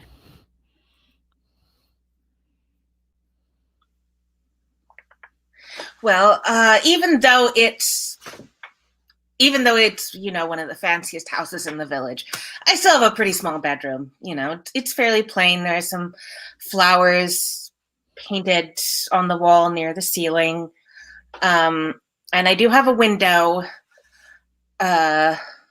which doesn't look out on like the main square. It's basically looking out into an like space between this and another building, kind of like an alleyway. Mm-hmm. And I am sitting at my window, moping about, what just went down, but also, now that I'm alone, staring at the pearl earring and wondering what's going on with my sister. Yeah, absolutely. And just to add a few more things to wonder about, even in the heat of the kind of familial dispute, you probably heard your mom say something about the delegation when she was talking about the gift of perfume that Barrow's grandfather was supposed to deliver, and you may be turning that over in your head too, and inexplicably lying on your bed here is a new dress that appears to be waiting for you. So that's all stuff you can think over as Ruga's head pops up in your windowsill. Ruga, what are you doing here?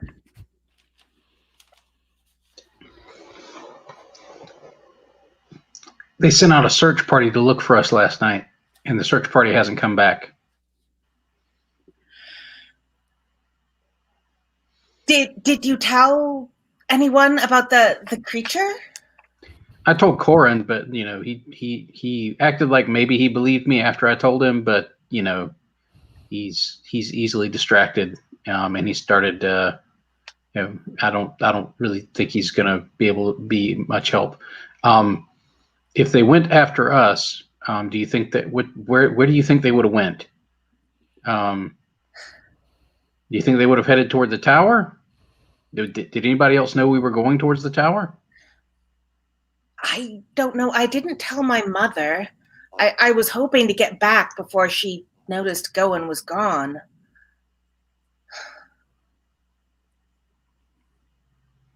So they could have went any direction. Well, that creature could have gone any direction too. Once it lost us. We need to find out where they were going. Maybe Gwyn's father would know. He's everyone's always in and out of his house getting their beer. Oh, that's actually a good point.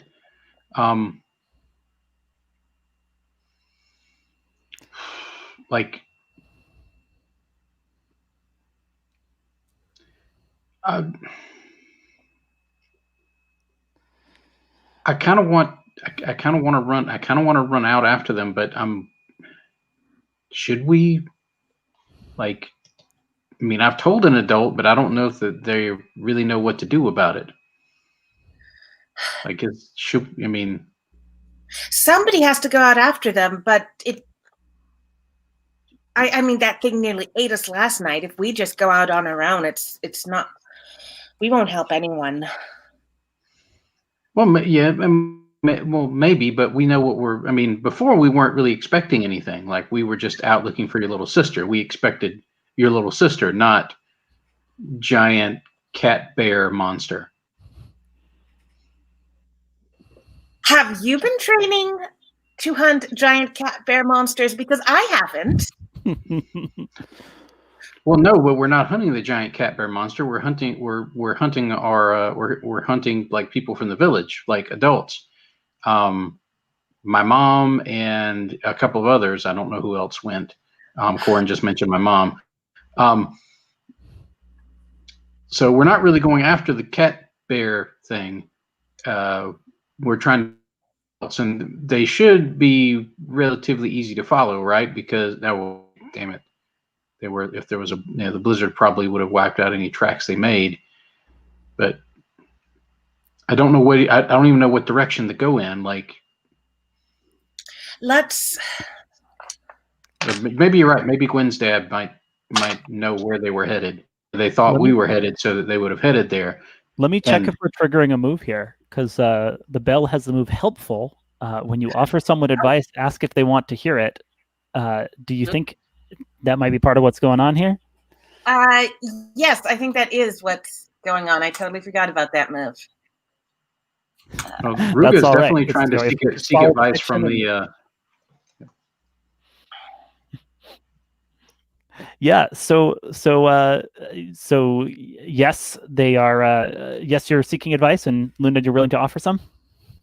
Mm-hmm. In that case, roll plus honesty.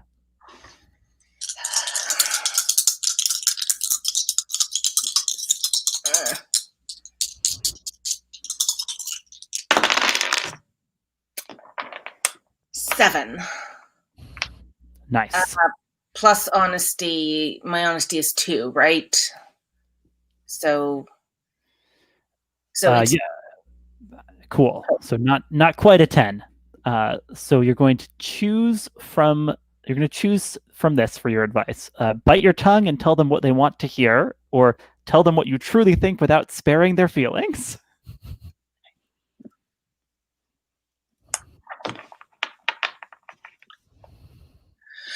Look, if you go out there to find the search party and you run into that creature, it's going to eat you. If it's just, even with your spear, I don't think you can kill it. we need to send out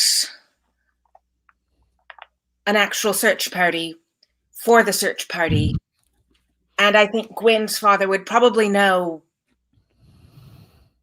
what direction they went, and maybe he'd have an idea which adults we could get to go with us. That's what I think we need to do.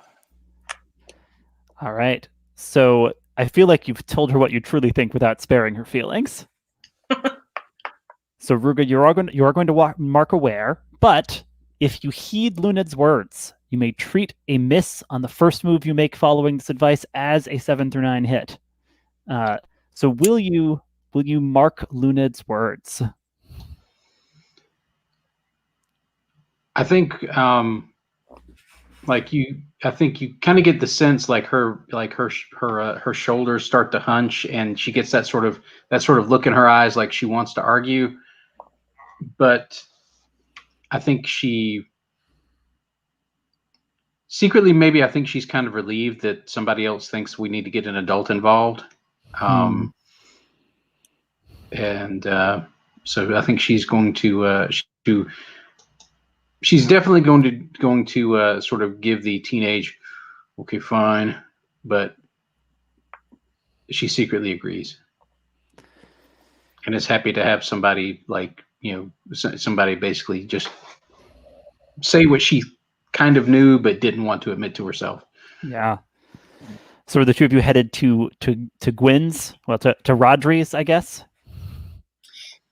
Yes, because even though my mother told me to stay in my room and I know I'll pay for it, I feel like I want to be there so I can help smooth things over when Ruga starts yelling at people.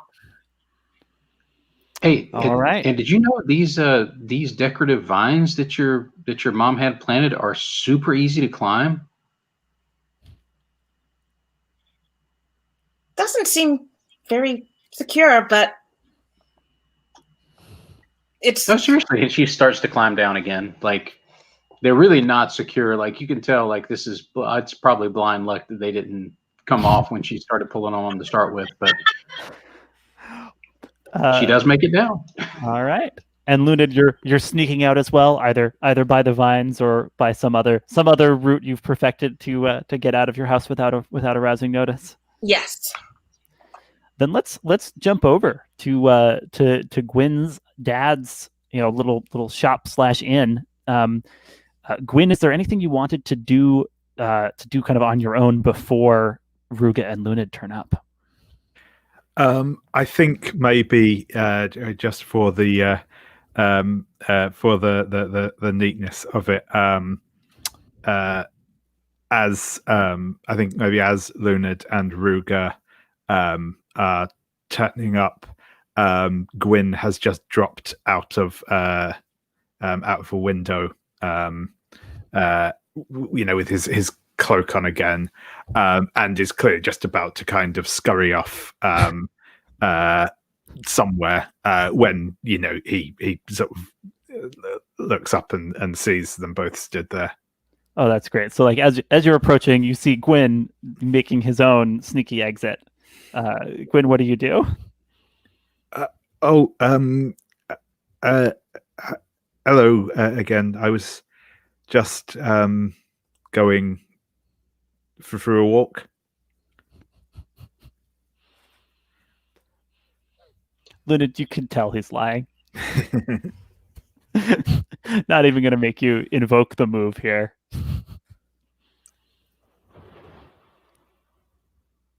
Oh, you're muted, I'm afraid. Yeah. Is your father home? We need to talk to him. Yeah, he's inside. Wonderful. And come along with us. We might need you as well. Sure thing. And he'll kind of follow along. Yeah, that's great. Yeah, you come inside. Rodri is polishing a tankard, right? Doing the things he does to just bring a little bit of kind of shine and welcomingness to this place. In advance of people coming by after work to drink and exchange gossip. And he says, "Luned, Ruga, good to see friends of Gwynvor, and you've all made it through that blizzard without frostbite. All right." He's clearly kind of relishing, being a little bit in on, his son's life from what he got out of Gwyn earlier. And I think Ruga just sort of pushes a little bit forward and says, "Hey, where's my mom? Like, Corin said they went out on a search party. They haven't come back yet. Where'd they go?" Yeah, it was your mother and Barrow's dad and young Ninian and a few others wanted to try and find the lot of you, make sure everyone was all right. They're not safe. When last night, before we got stuck in the blizzard, we were chased by a creature. It was like a big cat, but bigger than anything I've ever seen. It had killed a deer outside of the West Tower. You didn't mention a big cat, Gwyn, says your dad, looking over at you. No, I suppose it didn't seem important at the time, but I think Ruga sort of turns around there and looking absolutely it's a mix of fury and wonder. Like, how is that not important? That was the single most important thing that happened. But I think they're right. Someone's been hurt badly. I mean, someone might get hurt badly if we don't get out there and help them. Yeah, he furrows his brow. Someone has to seek adult help here, just to try to bring him aboard, and possibly Ruga should do it, since you have that bonus from Luned's advice. Well, I'll definitely try, but Ruga is also terrible at asking for help. But I think it makes a hilarious sort of sense to have her try and do it, because she's the one that's sort of pushing this, I think, or at least so far. Yeah,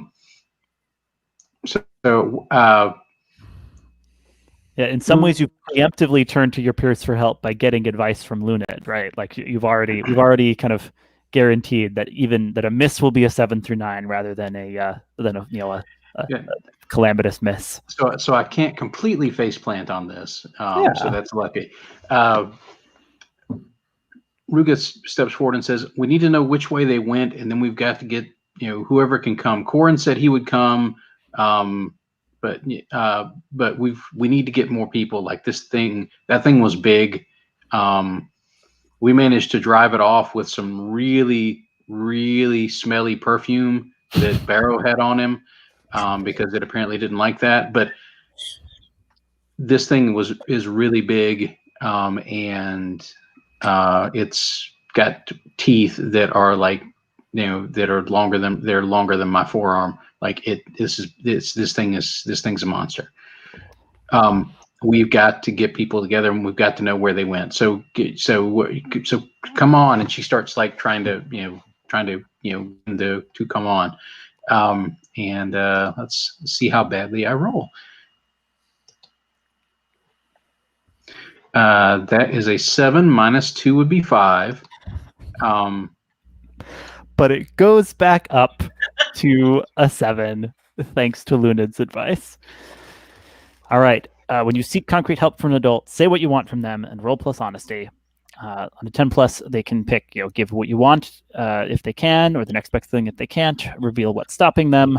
On a 7 to 9 hit, they can pick run from above or else help, but only grudgingly and with no shortage of complaints and delays. I think he will help. And I think it's not so much grudging. I think it is just disbelieving, right? Or I think it's just he's got a lot of questions, right? So like even as he's agreeing to help you and saying like, yeah, the search party went off towards the lake to do a sweep over there, right? And he's saying but this teeth the size of your forearm, sure, you saw it in light. Maybe sometimes things look bigger when they're in the dark, and our fear makes them magnified, right? So like he's kind of helping, but in a fairly in a slowed down way, because he has all these questions. Does that sound good? I think so, and I think Ruga is just getting frustrated with him. Is like, okay, maybe the teeth were only as long as my hand. That's still freaking huge.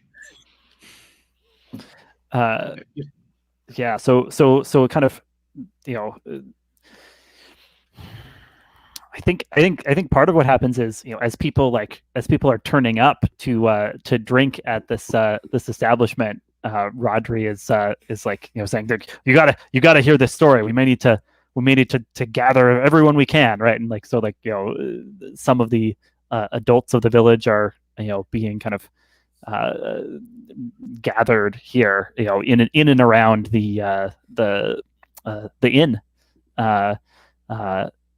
Barrow, I want to check in with you after your visions, after your kind of moment there in your grandfather's space, right? What do you do?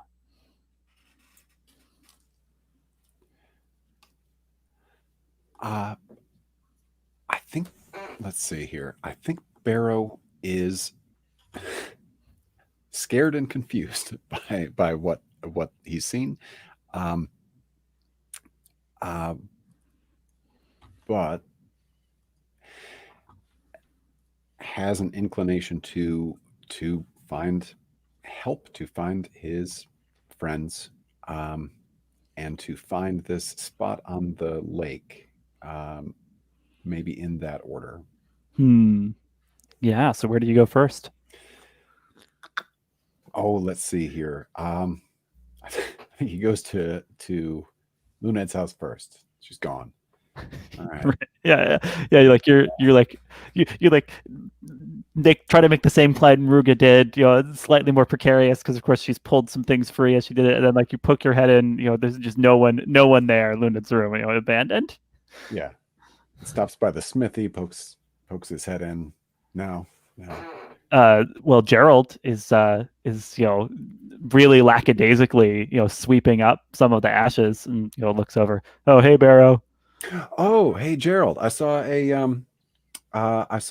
heron the other day, a gray heron. Cool. Yeah. Yeah. Cool. All right. All right. Bye. Yeah. Where next? I guess to Gwyn's house, or yeah. Yeah, and you, by the time you get there, there's a crowd starting to gather. Rodri, it's kind of it not very in a not very organized way, trying to organize some other adults of the village for a second search party. You can spot Gwyn and Luned and Ruga in the mix of it, I think. I think he's gonna sort of make his way through the crowd, trying not to bump anybody, and let you all know I think I asked. Okay, hey, something bad's happening, and it looks like everyone already knows that. There's something bad is going to happen on the lake. I don't know exactly where it is, but I have an idea, and I think I would know it when I see it. And we need to get people to the shore of the lake. I think it's the far shore, as soon as possible. I think I didn't ask all the I don't think I asked the right questions. I think I got important answers, but I don't think I asked the right questions about your sister. And I'm sorry. What questions? What are you? Who Who did you ask? What? It's not too important. What's important right now is getting to the lake. Yeah, I agree. I agree with that. That's where the other search party went. Supposedly, Gwyn's dad is getting everybody together, but they just seem to be doing a whole lot of talking and not any actual searching. Yeah. Can I do the public speaker move? Yeah, let's do it. Luned, are you gonna talk to this crowd? Yes. Give us a sense of that. Yeah, when you address a crowd of people, roll plus honesty. So yeah, so before the dice at the table, give me a sense of how you start to address this crowd. So I sort of shove my way to the spot where Gwyn's dad is ineffectually trying to organize people, and I plant myself in front of him and I say, "Everybody, listen. We can't wait too long. That creature is out there, and the first party is we know they're down by the lake. We need to go and get them now, because if we wait too long, the creature might find them. Which of you can leave right now?" Nice. Just getting everybody's attention, calling for a concrete next step. Go ahead and roll plus honesty.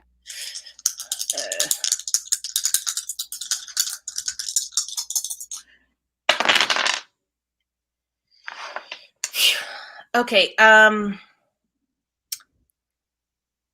natural 9 plus honesty is 11. Oh. Choose 2 from this list, and I'll tell you that some of the crowd are all hanging on to your words, right? There's still some distraction, but you've got a good dozen people listening and ready.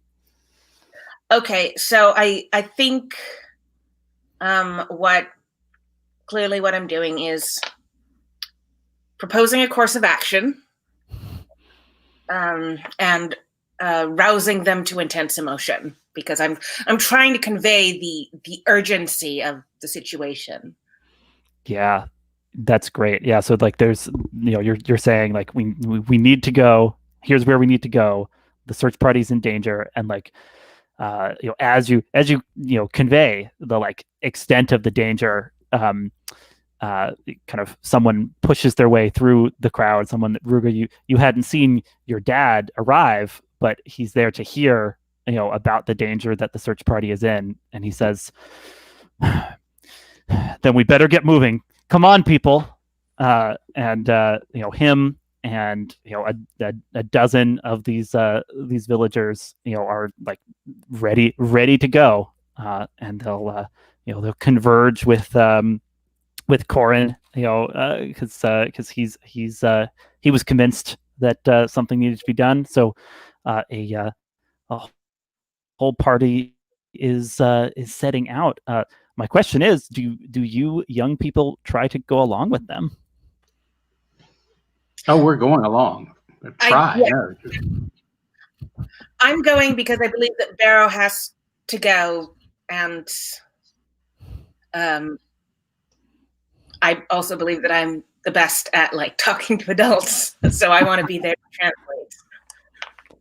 Yeah. Okay. Absolutely. So I think the what we'll close out on is, or Gwyn, are you going too? Yes, Gwyn is definitely going. He wants to find out what has happened to this person who has died. That's definitely calling to him, I think. He's probably not going to say that out loud quite yet, but yeah. Yeah, you haven't shared that you know someone has died. Yeah. Great. So then the last thing we see is the villagers probably with torches and pitchforks, right? Like torches for illumination and pitchforks are tools that can be converted to weapons, right? Like there's a reason for the trope. So villagers with torches, pitchforks, a spear, an axe, heading out of the village of Sindle to rescue this search party. And when we pick up again next time, we will see how that all shakes out. But you have gathered reinforcements. Thank you all for playing tonight. Before we stop our recording, does anyone think they've hit one of their milestones in this session? Yeah, Ruga, what did you have? I was glancing through them. I'm pretty sure I hit. Let me get to the point. I'm pretty sure I hit the admit your doubts to someone you trust when she went to Luned and talked about how she thinks that she would need help to actually go after the search party. Yeah, I think that was her admitting her doubts about her capabilities to somebody she trusted. Absolutely. That makes sense. Go ahead and mark that off from your milestones. Luned, any of these jump out at you?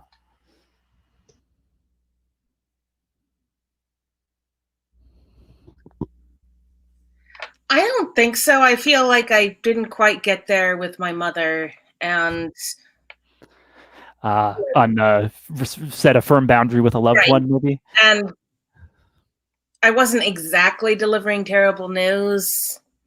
So. You were kind of obfuscating things.